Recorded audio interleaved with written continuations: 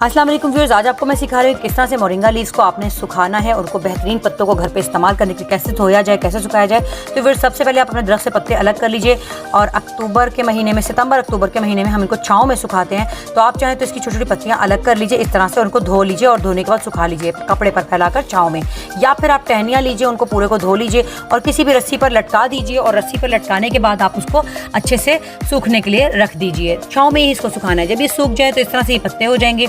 इसमें से जो मोटी मोटी डंडियां हैं वो आप चुनकर इसकी निकाल दीजिए और बारीक डंडियों को पीस लीजिए। जब ये पिस जाएगा तो इस तरह से हो जाएगा, बहुत ज़बरदस्त फाइन पाउडर इसका बन जाएगा। देखिए, हज़ारों रुपए का ये मार्केट से आता है, लेकिन आपको घर में बिल्कुल मुफ्त और ऑर्गेनिक पाउडर मिलेगा।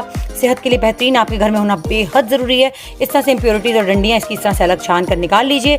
इसको अपने घर पर ज़रूर इस्तेमाल कीजिए, दही में डाल के खाइए या फिर किसी भी तरह के मशरूब में शामिल कीजिए। अपने मेरे साथ रहिएगा। शुक्रिया।